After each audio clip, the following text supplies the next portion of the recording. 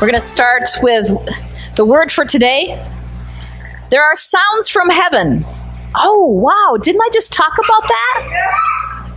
That God sings over us from Zephaniah. He sings over you with joy. So let's go back. There are sounds from heaven we can hear on earth. When we receive them, we'll need to rehearse. Rehearse what God is speaking with his words and songs. They're anointed by the Spirit with the power to right what is wrong.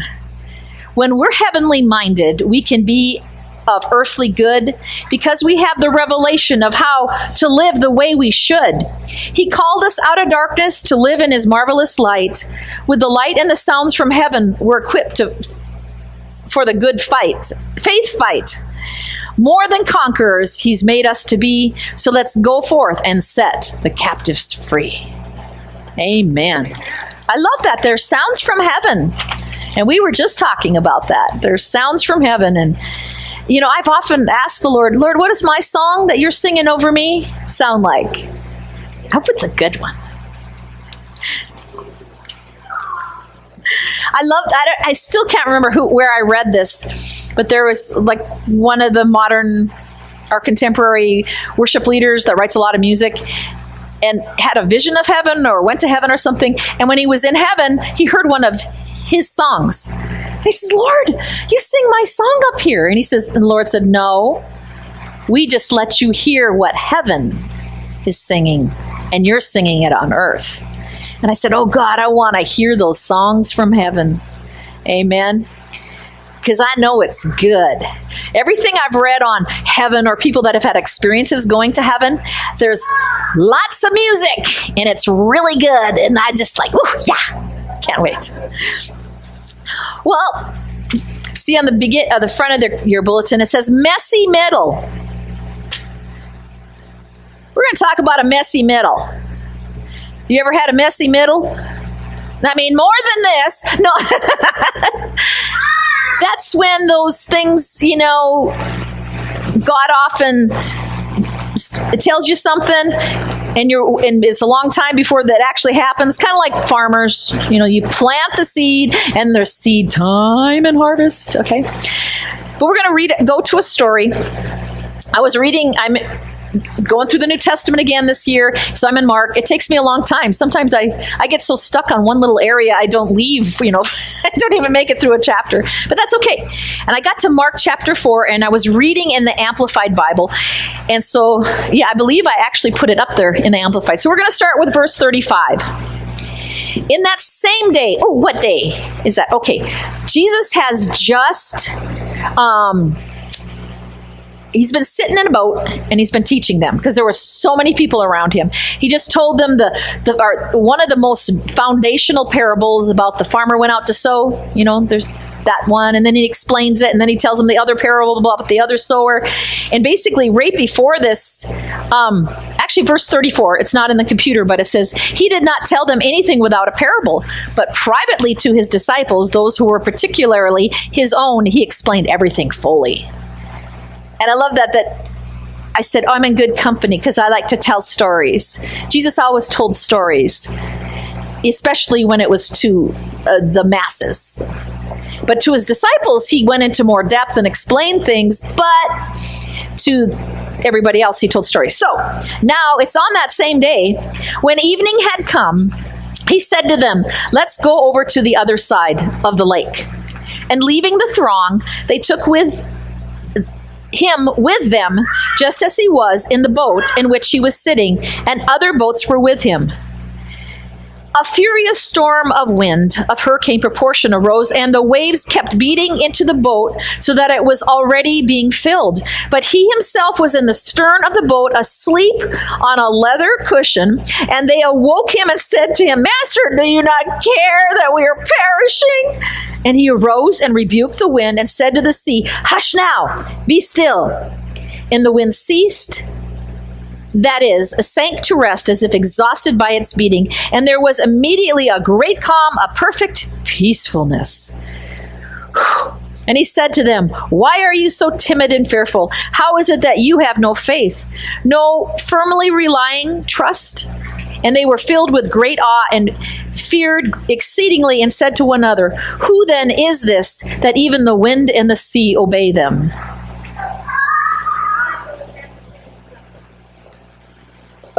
What? Oh, he's here? Oh, okay. Okay.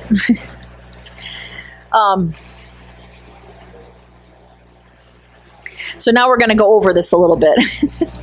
We pause for a momentarily interruption. Well, Jesus, like I said, he had been preaching from his pulpit. I think it's in the beginning of chapter 3. No, might have been that. Sorry. But in one of the beginnings of the chapter, he told his disciples, get a boat ready. And that really jumped out at me this week. It says, like, get a boat ready. It's like, even if he wasn't going to use it, get it ready. Get a boat ready. I don't know. Somehow that was just like one of those, whoo, get a boat ready. In other words, be prepared. Jesus maybe even not right at that moment. He did use it, but he says, be ready, be ready. We need to be prepared. We need to have our boat prepared too. Okay.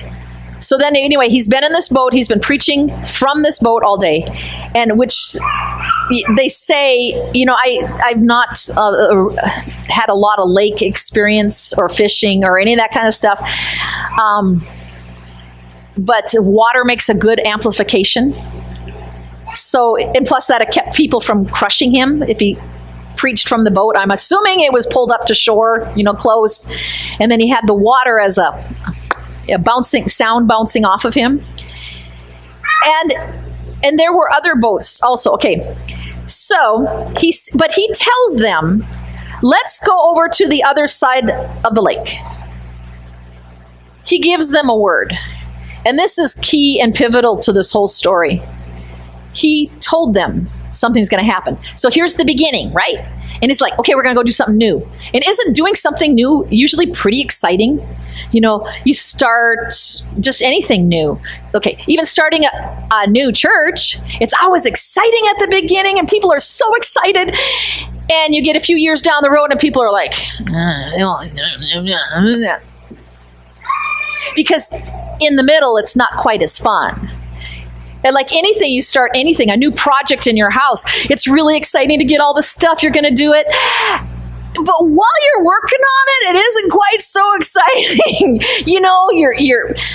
Your back's hurting, your knees are hurting or whatever, you're tired, it's been a lot of physical labor that you're not used to. Okay, I'm just talking about me. But you're wanting to get to that end, but there's this middle part. And sometimes there's people that give up too and don't ever finish. How many of you ever, I'll raise my hand. Started a project and you never finished it. Okay. I have a few of those in my house. It's because that middle part got so tough and you forgot the beginning when you were so excited. And so this is kind of like when God tells us, let's go do a new thing, and then, let's go to the other side. But God rarely tells us, when he tells us at the beginning, okay, this is what you're going to do. He rarely tells you what's going to happen in the middle. He tells you this end, doesn't he? At the beginning, he says, okay, this is what it looks like over here, but he doesn't tell you all the mess you're going to go through. Probably a good thing, or you would never even start. So the disciples were really excited to see what's going to be on the other side of the lake. But they weren't expecting what was going to happen. It says, because they're going to launch out into something new. This is going to be awesome. But there came, then I love that it says that they, and leaving the throng, there was lots of people there. He took with him his disciples. He was already sitting in the boat. And so the disciples got in, and it says, and other boats went with him. For a long time, I thought it was just him and his disciples. But it said other boats. So that's at least 2 other boats are with. It doesn't say how many. But other boats, plural, went with. So there was more than 12 people that experienced what they're going to go through. There were others that were gathered in and also saw the miracle, which they didn't, first see. But it says a fierce storm arose. It's interesting in Amplified, it says of hurricane proportion. And this was a windstorm. It's a storm of wind. And in one commentary, he says this was so ferocious and it was considered of demonic in nature. And it was totally unexpected. These guys were fishermen. They knew weather. If you don't believe that, just go ask a farmer about weather. Anybody that works outside knows weather. They know that, this, the east wind blowing does this. Or those kind of clouds are going to bring rain or not bring rain. They're fishermen. They understood, and they understood that lake. They understood, I'm sure they've been in many storms before, but this was something totally unexpected. And once said it was of demonic in nature. And it was just, and oftentimes I've pictured this as a rainstorm. It's raining and, and all that stuff. No, it just said it was a windstorm. Now, in North Dakota, we don't have a lot of water. I mean, we have, lakes and rivers, but we do understand wind. And if not, you should have just woke up in the middle of the night, last night, and the wind was howling like crazy, and still is. But not at this hurricane proportion. But, I've never lived on a coast where there's hurricanes, but I've seen, like news footage when stuff is literally flying. The Weather Channel, you see those hurricanes. I mean, now can you imagine being out in a little boat? Remember, I think these boats, they said they're about 7 feet wide. They're not very big. This isn't like being out on a big, ship, huge, what do they call those huge things, An ocean liner, thank you. This is just a little fishing boat, probably not bigger than a rowboat, but still really small in comparison. And this wind comes up, they're totally unexpected. And sometimes, and what was Jesus doing? He was sleeping. And in verse 38, and he himself, Jesus, was in the stern of the boat, in the back of the boat, sleeping on I love it, Amplify says, leather cushion. It's like, woo. And they awoke him. That's like, okay, Jesus is sleeping through this? I don't think these were boats big enough to have like down below, when they could go down below. No, this was an open boat. He is back sleeping through all this rocking. They said, and these guys are fishermen, and they are so scared because when they wake him up and he says, don't you see? Don't you even care that we're perishing? They were afraid they're going to die. And actually, I thought that was when I was reading that over again this morning. Do you not care? Like as if Jesus... Like, that's kind of the wrong question. But they said that we are perishing in present tense. They said we are dying right now. This is it. We're going to be dead. Don't you even care? You're sleeping. But Jesus had so much peace. He slept through it all. That to me is amazing because I don't sleep through things like that. We had a tornado when we lived out in Kintyre, and Todd actually, I think he would have slept through the whole thing if I wouldn't have woke him up. It's like, come on, we got to get in the basement. And it did pick our camper up, flipped it across the road. Lightning bolt hit 10 feet from the house, split our huge apple tree that we had in half. I mean, that rocked the house. When you have a lightning bolt 10 feet from the house, split a tree in half, man, the house just shook. But Jesus was asleep. Sometimes the worst storms of your life, you feel like Jesus is asleep and that he doesn't care. And I can relate. When I was going through everything with Todd, there were times I felt like God was a million miles. I felt like God was a million miles away and he was asleep, but he really wasn't. And I felt like, don't you care? But he did. And he does. Yeah, he was singing over me, right? It says, in the tough times and God seems silent, don't mistake silence for a lack of caring.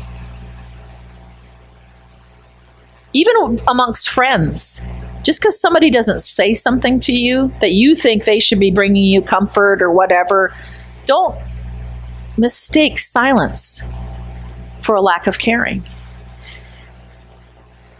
Jesus was at peace. the disciples, they assumed the worst. They said, we are perishing. This is it. We're dying. But I love it. Jesus, it says in verse 39, he arose. In other words, he stood up in the boat. And I have a feeling that boat was a rocking. Come on, if you're in that much, the wind and the waves, and it's a hurricane, that thing was rolling, and it said it was filling with water. The waves were splashing over so much. But he stands up in the middle of that, and he faced the storm. And I loved it. He stood up in the boat, he rebuked the storm, because there was no storm in his heart. The disciples were so in fear. There was a storm going on the inside as well as the outside. Sometimes in our lives, things look bad in our circumstances, but the real storm is really on the inside. But Jesus didn't have that storm going on. That's why he was sleeping. Because he had already given what? The word, we're going to the other side. If the disciples would have actually, they kind of were forgetting that because of circumstances. If they would have said, no, we're going to the other side. We're not perishing. We're going to make it. Jesus didn't say, hey, let's go halfway out in the middle of the lake and let's drown. That's not what he said. He says, let's go to the other side. We're going to get there. And I thought this was interesting too, that Jesus rebuked the wind, which, remember, it was of demonic in nature. I mean, it was unexpected, but he spoke to the sea and the waves and told them, hush, be still, shh, it's enough. But he rebuked. And where was the disciples were looking at it, our problem is with the waves, right? Because that's what's rocking their boat. But what was the real problem was the wind. And we wrestle not against flesh and blood, but against principalities and powers. That's the real. There's sometimes we can create our own storm. We don't even need the devil's help. We can make enough mess of our own. But sometimes there are times when you need to rebuke the wind. Because this is not from God. So Jesus, there was no fear in his heart. When he arose and he took authority to still the storm, he did not assume the worst. He didn't say, oh, we're perishing. Oh God, if you could do anything, save us. No, he didn't. He didn't assume the worst. He did not assume that someone had sinned. Okay, which one of you? Which one of you 12 has sinned and has caused this? This is not a Jonah and the whale thing, okay? That wasn't an issue. And he did not even assume that the storm was sent from God to teach them a lesson. They probably learned a lesson through it, but that wasn't it either. But he did take authority over the storm. And how he drew from the well of peace that was within him.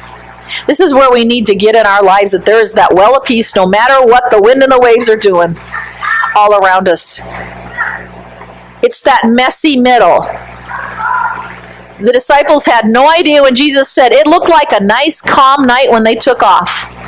This is just going to be a little trip across this. I don't know how long it normally takes, but this ain't going to take too long. They weren't expecting. That's the problem with unexpected things. They're so unexpected. Yeah. If you just knew it was coming, if you knew the thief was coming to rob you, you'd lock the door and you'd bolt it and you'd be prepared with a gun, right? But you don't know he's coming. It's so unexpected. That's the problem. With things that are unexpected, they're unexpected. But the difference between the disciples handling it and Jesus was that Jesus had the peace within. And he knew the word. He had given the word. We're going to the other side. This is going to happen, guys. It doesn't matter. This is going to happen. In fact, he had just preached that day. And how in Mark chapter 4, verses 14 through 17, I didn't put it in there, so don't worry about it. But where it says where the sower sows the word.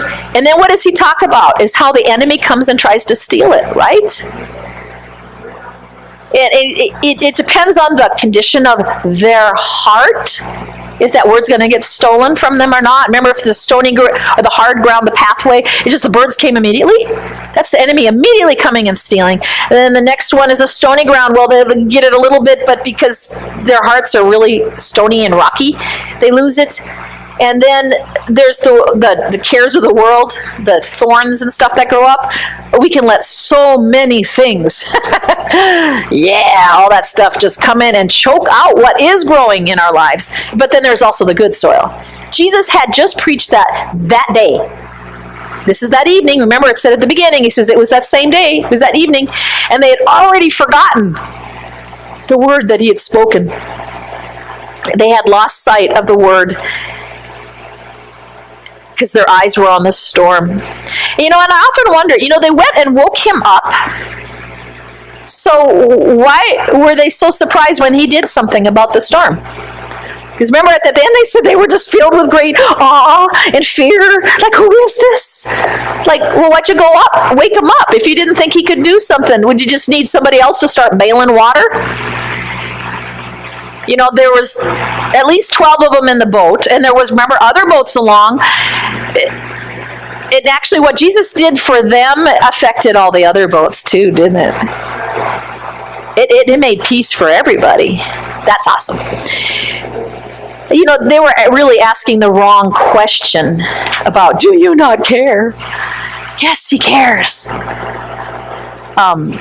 Tyson wrote something this past week about, or was that one of his writings or just something he sent me about, it's, God loves me and that's enough. It doesn't really matter on all these other things. He just loves you. That's enough.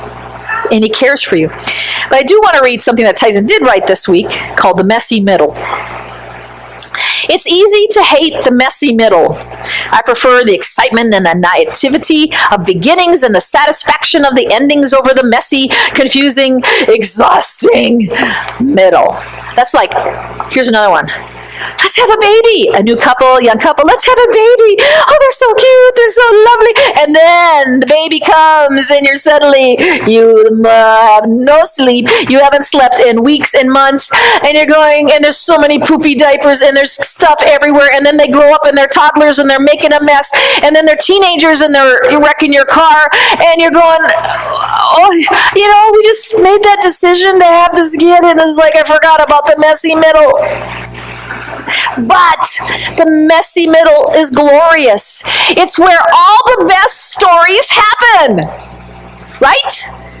If you don't have conflict, in fact, I'm taking a course on writing right now. And if you don't have conflict in a story, you have no story. Nobody wants to read, all this bad stuff happened around me, but I just everything was perfect. I just floated through it like these. No, nobody's going to read that because nobody's going to believe it. It ain't real. Be real. Right? No, I really struggled to believe God, but I just had to fight for it, but I finally did after months. Doesn't that sound a little more real? That sounds like my life. And I love this statement, Tyson. I said, what a word picture. Put this picture in your mind. The middle is where we fight the dragons and we storm the tower. I don't know. It's just like, yes. Because there's, in the metaphor of dragons in our middle, right? Sometimes we've got to fight those dragons of doubt and unbelief and everything else, but we got to storm the tower. We got to go in there and take it by force. The messy middle is where God shapes our character and transforms us. It's where the testing of our faith produces endurance. Don't try to go around the messy middle. Embrace it. The middle is a gift, not a curse. Because really, how many of us we want life to be perfect all the time, right? We want, I still dropped it. I keep dropping this pen. We want everything to be just roses, but we forget roses have thorns. And they prick and they hurt. They smell lovely. But if you're not careful, you get, right?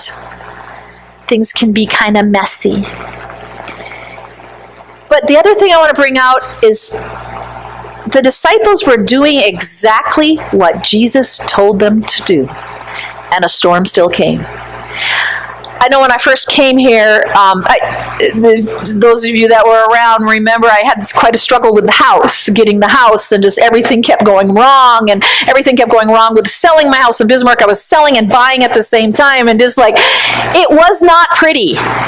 My realtor in Bismarck said in all the years of him being a realtor, it was the worst deal he has ever had to go through. Both realtors here said it was the worst real thing that they have ever gone through. I thought, wait a minute, the only common factor here is me.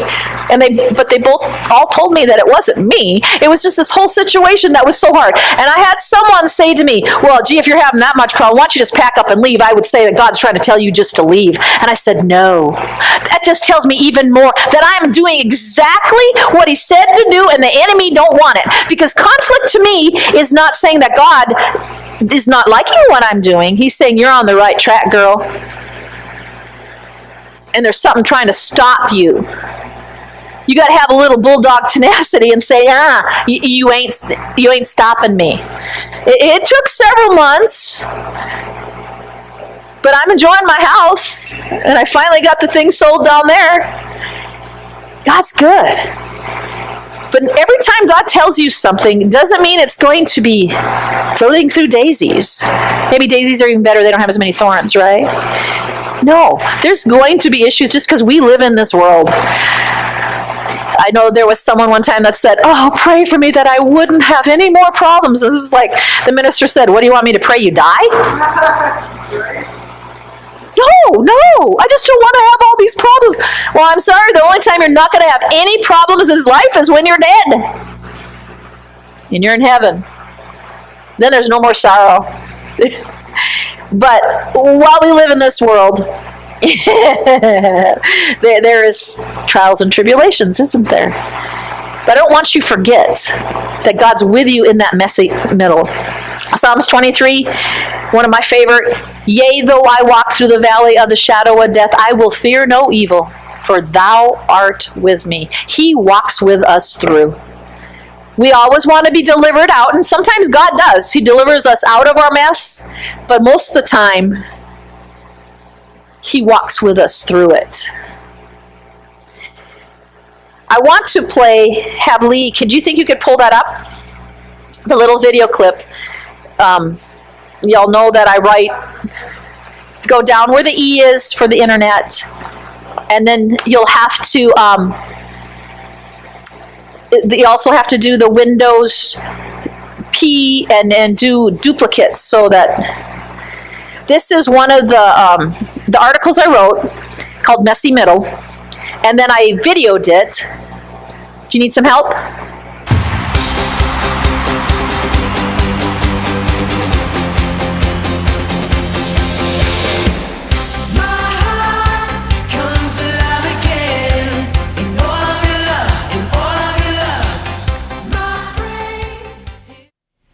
Hi, I'm Pastor Kelly Grace with Alive Christian Fellowship, coming to you with Unfolding Grace. This week I want to talk to you about the phrase messy in the middle. I recently heard this from a young preacher who just happened to be my oldest son. And he was talking about how God often tells you something, and then there's this long wait before it actually happens. Kind of like when farmers plant a seed, there's seed time, then harvest. You know, you don't just plant a seed and then get the harvest the next day. But there's often in life this messy in the middle. Things just don't seem to be going right to what God, the dream that God has told you. I think of Joseph in the Bible. Here is one that had a big messy middle. God gave him a dream, and there was a huge messy in the middle before that dream came to happen. You know, we see the final end and we don't think much of it, but it was really over 20 years from when God gave him the dream to when that dream came into being. And in the meantime, his brothers hated him so much that they sold him into slavery. Then he lived as a slave, which was not very good, in a land where he didn't speak the language. Then got accused of a crime that he did not commit, ended up going to prison for that, and it wasn't very nice conditions. But through that all, there still was a dream, and he held on. Joseph is an amazing man. I also think of King David. You know, King David was anointed king long before he was actually crowned king. And there was a big messy in the middle where he was running for his life. King Saul wanted to kill him. That's living a little messy in the middle. How about the Apostle Paul? You know, we think of his dramatic conversion on the road to Damascus, and we think, whoo, instantly he was this awesome apostle. But what we forget, there was a long time in between where he was away, hidden away with God, long before he had a public ministry. Those messy in the middles. You know, but it's during those times of those messy in the middle, from when God told you something to when that really happens, there's something that happens on the inside of you. How do I know that to be true? Because I've had it happen to me. And I bet you've had it happen to you. I've had times when I didn't like what I was going through. I didn't want to go through what I was going through. I didn't even choose to be going through what I was going through. There looked like there was no light at the end of the tunnel. There was no hope. But there was something. There was God. And there are some people in those times that they just give up. And they blame it on God. They blame it on their parents. They blame it on their spouse. They blame it on somebody else. Maybe even sometimes blame it on themselves. They never get to the final point of their dream coming true when that happens. Or you can be like Joseph and David and Paul and many others, that during that messy in the middle time, which is called life, that they hold on to God saying, God, I know your word is true. Your word is true above even what the circumstances are happening. I know this to be true personally. Because it's in those times, of those hard times, those struggle times, that just like Joseph, in Psalms 105, verse 19, this is speaking of Joseph. It says, until the time came to fulfill his dreams, the Lord tested his character. That's really what's happening in those tough times, that messy in the middle when life seems so confusing and it doesn't seem like there's an end and there's never going to be a fulfillment of dream. It's that messy in the middle where God is testing your character. He's seeing what you're made of. Are you going to have the leadership? Are you going to have the strength to be that leader or to fulfill that dream he's called? Or are you going to be so weak you give up? So if you're in the middle of a messy middle, don't give up. Check your heart. Where are you leaning to? Cry out to the Lord. God, I'm standing upon your word.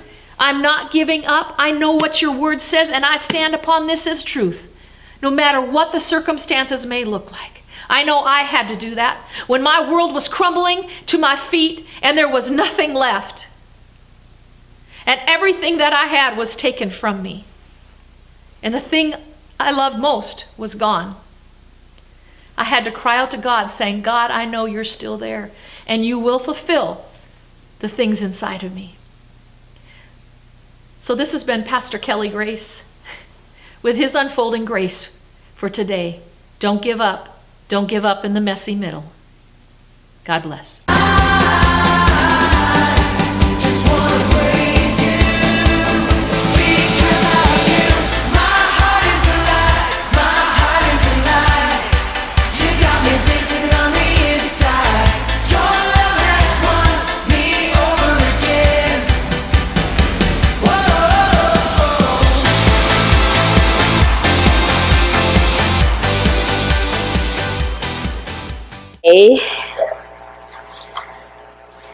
It is vital to our future that we grow in faith, which shows confidence and trust in God. We must learn to conquer our fear and press on to the other side. We must also learn to have peace and joy in the midst of the storm, not only when it's been passed. Hold on. If you've gone through a messy middle, don't give up. Like I said on a little video clip, don't give up. Sometimes it takes holding on. My mom used to use a term, hang to the riggins. You know, she's from the East Coast. She knows about sailing and stuff. She'd always say, hang to the riggins, dear. Hang to the riggins. I don't know much about riggins. Only been in a sailboat once or twice. But I do know how to hold on. I believe we all do. So Father, we just thank you that we can hold on to your word. What we're really holding on to is your word.